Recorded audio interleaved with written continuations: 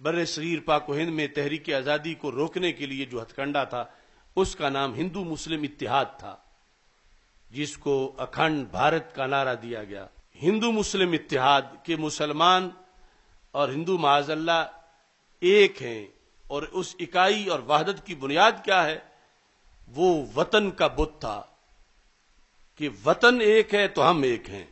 وہ قومیت پرستی تھی، وہ گاندھی کا نعرہ تھا جس کو پھر کانگریسی ملاؤں نے بھی مانا اور اس کو پھر آگے اس کی مسجد و منبر و محراب سے تشہیر کی، جس کے تحت وحدت اور اتحاد کے خطبے دیے گئے۔ اب شروع سے یعنی اسلام کی جو تعلیمات ہیں یہ کسی دوسرے مذہب کے ساتھ اشتراک برداشت ہی نہیں کرتی۔ آدھا تیتر آدھا بٹیر کا تصور اسلام میں نہیں ہے۔ باطل دوئی پسند ہے، حق لا شریک ہے۔ دوسروں کے اندر یہ چونکہ وہ کفر ہے، وہ جھوٹ ہے، وہ باطل ہے، انہیں ایسی باتیں راس آ جاتی ہیں۔ ان کا کوئی کہنے والا یہ کہہ سکتا ہے دوسروں کا دل جیتنے کے لیے کہ میرے نزدیک معاذ اللہ سارے مذہبوں میں کچھ نہ کچھ غلطیاں ہیں۔ یہ گاندھی کی تقریریں ہوا کرتی تھیں کہ مسلمان سمجھے یہ تو پھر اپنے مذہب میں بھی غلطی سمجھتا ہے، تو یہ تو نرم ہے۔ اب مومن تو یہ نہیں کہہ سکتا کیونکہ مومن کے مذہب میں کوئی غلطی نہیں ہے۔ اس طرح کے یعنی یہ جس طرح آج کچھ لبرل علماء ہیں یا سکالر ہیں، یہ پرانا ایک ہتھ کنڈا ہے دین اسلام کے خلاف۔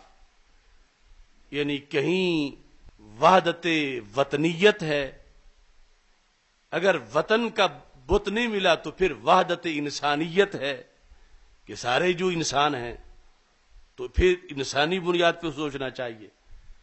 اس گاندھی کہتا تھا کہ جب وطن ایک ہے تو پھر اس بنیاد پہ سوچنا چاہیے۔ یعنی یہ وحدت ادیان یا صلح کلیت یا یہ سارے وہی چیزیں ہیں جن کے اندر پیچھے ایک ہی فلسفہ ہے کہ اسلام کسی باطل کو اپنے ساتھ مکس نہیں ہونے دیتا، اور باطل ہمیشہ یہ چاہتا ہے کہ کسی نعرے کے ذریعے یہ اسلام کے ساتھ مکس ہو، کیونکہ اسلام ایسا نہیں ہے جو تجزی کو قبول کرے کہ بندہ آدھا مومن ہو آدھا کافر ہو۔ اگر کافر ہے تو پورا کافر ہے، اگر مومن ہے تو پورا مومن ہے۔ ایمان ہے، اس کے اندر تھوڑا سا بھی جب کفر آئے گا تو سارا کفر ہو جائے گا۔ تو یہ پرانی تقریریں تھیں جو مشرکین مکہ سے لے کر گاندھی تک اور پھر آج کے جو صلح کلی ہیں ان تک۔ کوئی کہتا ہے کہ اس وقت ہند ایک درخت ہے اور سارے مذہب اس کی ٹہنیاں ہیں، تو ساری ٹہنیوں کی نشو و نما ہوگی تو پھر ہند کی نشو و نما ہوگی۔ تو اگر تم کسی ٹہنی کو کاٹتے ہو تو پھر تم ہند کا نقصان کر رہے ہو، پھر اپنے ملک کا نقصان کر رہے ہو۔ یہ تھا اکھنڈ بھارت کا فلسفہ۔ یعنی وہاں پر یہ مثال وطن کی وحدت کے لحاظ سے دی جا رہی تھی، اور اسی کو کچھ فرقوں کی وحدت پر بھی دیتے ہیں کہ سارے فرقے اسی ایک درخت کی ٹہنیاں ہیں، یا پھر طاہر القادری جیسے لوگ وہی مثال انسانی اعضاء کے لحاظ سے دیتے ہیں کہ جس طرح ایک ہی بدن کے مختلف اجزاء ہیں، اعضاء ہیں، اور سارے اعضاء کی نشو و نما ہو تو پھر بدن کی نشو و نما ہوتی ہے، اور ایک ہاتھ دوسرے ہاتھ کے ساتھ اختلاف نہیں کرتا، مل کے رہتا ہے، اکٹھے کھاتے ہیں، اکٹھے پیتے ہیں۔ یا اسی طرح کی مثال کے ایک دریا ہے اور اس کی آگے نہریں ہیں، وہ جو پانی دریا میں تھا وہی سارا نہروں میں ہے۔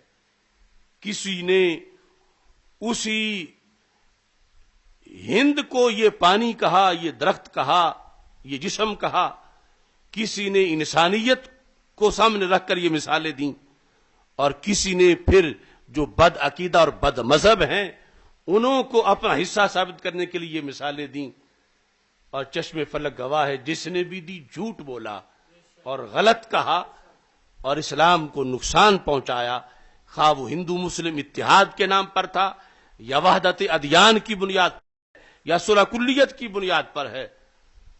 باطل دوئی پسند ہے، حق لا شریک ہے۔ تو اب رسول پاک صلی اللہ علیہ وسلم نے جب فرمایا ستفترق امتی، دوسری مثالیں تو دوسری رہے گی، سب سے جو قریب کی ہے وہ تو یہ ہے جو فرقوں والی ہے.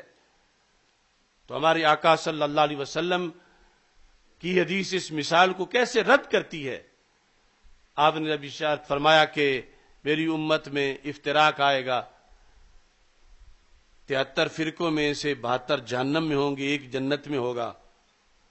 اب اگر اس کو جسم پہ فٹ کرنا ہے تو پھر اسلام اس جسم کا نام بنے گا معاذ اللہ، جس کے 72 حصے جہنم میں اور ایک جنت میں ہے. تو کیا وہ دین برحق ہو سکتا ہے کہ جس کے 72 حصے تو جہنم میں ہو اور صرف ایک جنت میں ہو؟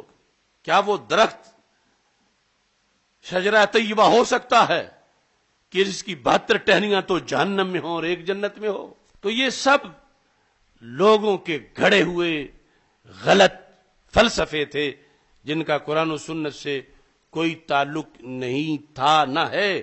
اور ہندو مسلم اتحاد کا نعرہ لگانے والے بھی اسی کا آسرا لے رہے تھے. کروڑوں سلام ہو علماء اہل سنت کو جنہوں نے اس فلسفے کے مقابلے میں مکی مدنی فلسفہ پیش کیا، اور تب جا کے پاکستان مار سے وجود میں آیا. بندہ ہندو مسلم اتحاد کے نغمے پڑے جا رہے تھے کہ ہمارا وطن ایک ہے، علاقہ ایک ہے، پہاڑ ہیں، ہمارے دریا مشترکہ ہیں، زمینیں مشترکہ ہیں، تو پھر ہمارا مذہب ایک ہے، ہم ایک ہو جائیں، ہم ایک رہیں، ہمارا لیڈر ایک ہو. تو یہ ساری باتیں کس لیے تھیں؟ حق کا رستہ روکنے کے لیے. ان کا جواب دے کر پاکستان حاصل کیا گیا کہ ان کا نظریہ اور ہے، ہمارا نظریہ اور ہے. یہ وہ خوشبو پاکستان ہے کہ اس وقت بھی اقبال کو یہ کہنا پڑا عجم ہنوز نہ دار رموز دی ورنہ ز دیوبند حسین احمدی چے بولجبیس سرود بر منبر کے ملت از وطن است چے بے خبر از مقام محمد عربیست بمصطفیٰ برساں خیشرا کی دین ہم آؤست گر بہو نہ رسیدی تمام بولا بیست. وہ کہہ رہے تھے کہ وطن ایک ہے، ہم ایک ہیں، وطن وحدت کا مدار ہے. اقبال نے کہا وطن وحدت کا مدار نہیں، ذات محمد عربی صلی اللہ علیہ وسلم وحدت کا مدار ہے. انہیں مان جاؤ تو ہم ایک ہیں، اگر نہ مانو تو ہم ایک نہیں ہیں.